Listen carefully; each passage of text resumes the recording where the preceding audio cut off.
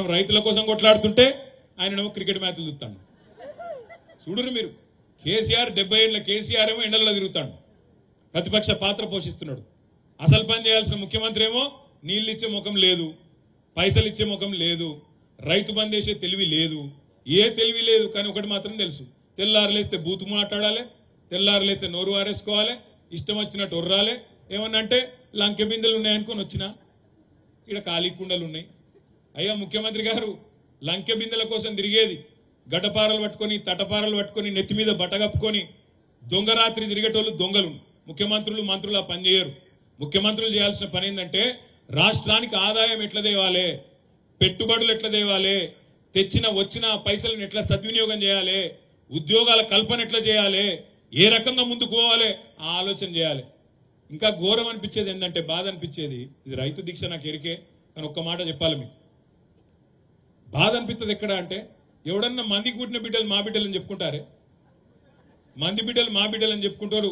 వాడేమో కూడా నాకు అర్థం కాదు, సిగ్గుశరం లేదు. ఏం మాట్లాడతాడు రేవంత్ రెడ్డి? 30,000 ఉద్యోగాలు వచ్చినాడు ఈ మొగోడు.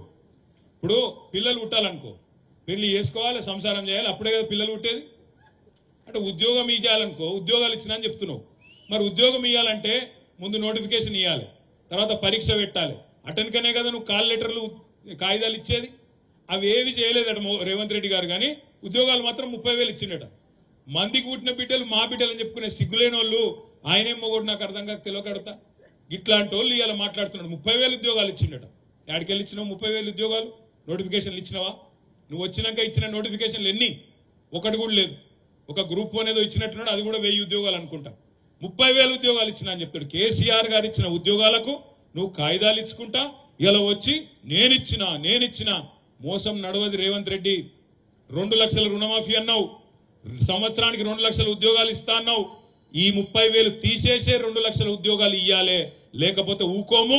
తెలంగాణ యువత, తెలంగాణ విద్యార్థుల తరఫున కూడా మేమే నడుం బిగిస్తాం, మేమే కొట్లాడతామనే మాట కూడా నేను విజ్ఞప్తి చేస్తా ఉన్నా. నిన్న కేసీఆర్ గారు ఇంకొక మాట కూడా చెప్పింది. ఇక్కడ సిరిసిల్లలో నేతన్నల ఆత్మహత్యలు జరుగుతున్నాయి. ఇప్పుడు మా సుజాతమ్మ చెప్పింది ఒక మాట అన్నది ఇంతకుముందు, ఎద్దేడ్చిన వ్యవసము రైతేడ్చిన రాజ్యం బాగుండదని చెప్తారు పెద్దలు. ఆమె ఇంకొక మాట అన్నది, బట్ట నేసేటోడో లేకపోతే ఏం కట్టుకుంటాడు వాడు అన్నది. ఇవాళ ఒక దిక్కు రైతు అవస్థలు ఉన్నాడు, ఇంకో దిక్కు నేతన్న కూడా అవస్థలో ఉన్నాడు. ఇవాళ ఇప్పుడే ఒక నేతన్న ఆత్మహత్య చేసుకున్నాడని చెప్పి కూడా మీడియా సోదరులు ఇప్పుడే చూపెడతా ఉండే. ఇక్కడ ఇంకొక నేతన్న ఇయ్యాలని ఆత్మహత్య చేసుకున్నాడు అన్నా అని రాజీవ్ నగర్లో. అందుకే నేను అనేది మిమ్మల్ని, ఇవాళ ఏ వర్గం సంతోషంగా ఉంది రాష్ట్రంలో?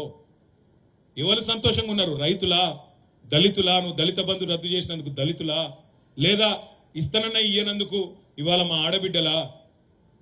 ఎన్నెన్ని మాటలు, ఎన్నెన్ని 4 నెలలనే ఎన్ని కథలు మీరు అనొచ్చు. గింత జల్దీ అంటారే మీరు, కొద్దిగా టైం ఉన్నది కదా, ఇంకా 4 ఏళ్ళు ఉన్నది కదా అనొచ్చు. ఎవరన్నా వాజీబే. ఎప్పుడు వాజీబు? నువ్వు ఆ మాట చెప్పకపోతే వాజీబు. నువ్వే అన్నావు కదా, నువ్వే నరికినావు కదా. 100 రోజులలో ఇది చేస్తా, అది చేస్తా, 100 రోజులలో రుణమాఫీ చేస్తా, 100 రోజులలో నేను రైతు భరోసా ఇస్తా. ఎవడు చెప్పమన్నాడు? నేను చెప్పినవు కాబట్టి అడుగుతున్నాం, చెప్పినవు కాబట్టే యాద్ చేస్తున్నాం. నేను మా సిరిసిల్ల నేతన్నలకు కూడా నిన్ననే పెద్దలు కేసీఆర్ గారు చెప్పినట్టుగా ఇవాళ ఎట్లయితే రైతు దీక్ష చేస్తున్నామో, నేతన్నల తరఫున కూడా మేమే ముందుకు పోతాం. మేమే నేతన్నల కోసం కూడా ఇక్కడనే సిరిసిల్లలో, పోచంపల్లిలో, గద్వాలలో, ఎక్కడెక్కడైతే రాష్ట్రంలో నేతన్నలు ఉన్నారో ప్రతి చోట కూడా ఇదే పద్ధతిలో దీక్షలు కూడా తీసుకుంటామనే మాట కూడా నేను విజ్ఞప్తి చేస్తా ఉన్నా. అదే విధంగా రైతుల కోసమే కాదు, ఈ 2 లక్షల ఉద్యోగాల కోసం యువకులతో కూడా వాళ్ళని కూడా కూడగడతాం. వాళ్ళ తరఫున కూడా మేమే పోరాడతాం ప్రధాన ప్రతిపక్షంగా. అదే విధంగా నేను రాజకీయం మాట్లాడను, కానీ ఇవాళ మా ఈటెల రాజేంద్రన్న కూడా మాట్లాడుతాడు. మేడ్చల్లో నాకు బాధ అనిపించి చెప్తున్నా ఈ మాట. ఆయన అంటాడు, రైతు రుణమాఫీ చేస్తలేదు కాంగ్రెస్ ప్రభుత్వం అని బీజేపీ వాళ్ళు మాట్లాడతాను. బీజేపీ వాళ్ళు రుణమాఫీ గురించి మాట్లాడితే దయ్యాలు వేదాలు వల్లించినట్టు అవుతుంది. ఎందుకు? ఇదే మోడీ గారు కదా, ఇదే బీజేపీ ప్రభుత్వం కదా. రైతులకు వ్యతిరేకంగా నల్ల చట్టాలు తెచ్చింది ఎవరు? ఈ బీజేపీ ప్రభుత్వం కాదా? రైతులను జీవులతో తొక్కి చంపిందేవాళ్ళు వీళ్ళు కాదా? ఈ బీజేపీ వాళ్ళే కదా. రైతు రుణమాఫీ చేస్తే అది అనుచితం, కానీ పెద్ద పెద్ద సెట్లకు 14.5 లక్షల కోట్లు రుణమాఫీ చేస్తే అది కరెక్టే, అది వాజిబే అని చెప్పింది బీజేపీ వాళ్ళు కాదా? అదానీల కోసం, అంబానీల కోసం, పెద్ద పెద్ద బడా బాబుల కోసం, కార్పొరేట్ సెట్ల కోసం 14.5 లక్షల కోట్లు మాఫీ చేసిన బీజేపీ వాళ్ళు రైతుల గురించి మాట్లాడితే దయ్యాలు వేదాలు వల్లించినట్టు కాదా? ఆలోచించండి. అందుకే నేను మిమ్మల్ని అందరినీ ప్రార్థించేది రాజకీయం కోసం కాదు, మన రైతుల గొంతు వినవడాలన్నా, మన నేతన్నల గొంతు వినవడాలన్నా, మన తెలంగాణ గొంతు వినవడాలన్నా, తెలంగాణ గొంతు వినవడాలన్నా అని ఎందుకంటున్నా అంటే ముఖ్యమంత్రి ఏమో గుంపు మేస్త్రి, మీకు తెలుసు. ముఖ్యమంత్రి ఏమో గుంపు మేస్త్రి, ప్రధానమంత్రి ఏమో తాపీ మేస్త్రి. ఇద్దరు కలిసి తెలంగాణకు సమాధి కట్టాలన్న చక్కర్లు ఉన్నారు.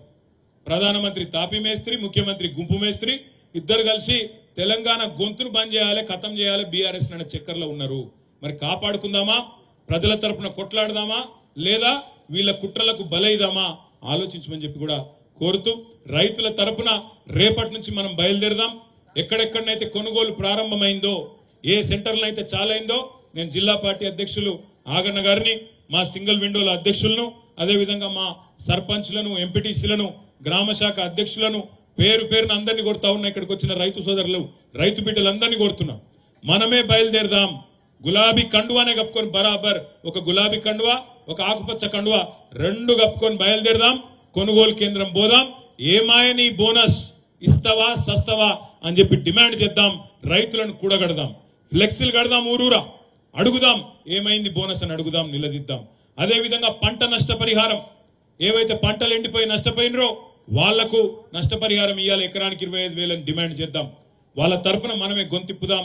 గ్రామ గ్రామాన రైతులను చైతన్యవంతులు చేద్దాం. మీ అందరితో కూడా ఇది కేవలం పోరాటానికి ఆరంభం మాత్రమే. ఇంకా చాలా దశలుంటాయి, రాస్తారోకలుంటాయి, వంట వార్పులుంటాయి, తప్పకుండా ఇంకా చేయాల్సిన కార్యక్రమాలు చాలా ఉంటాయి. అన్నిట్లో కూడా మీరు కలిసి రావాలని మనస్ఫూర్తిగా కోరుకుంటూ, మళ్ళొక్కసారి ఈ కార్యక్రమానికి విచ్చేసిన మా అన్నదమ్ములకు, ఆడబిడ్డలందరికీ పేరు పేరున శిరస్సు వంచి హృదయపూర్వకంగా నమస్కారాలు తెలియజేస్తూ జై తెలంగాణ.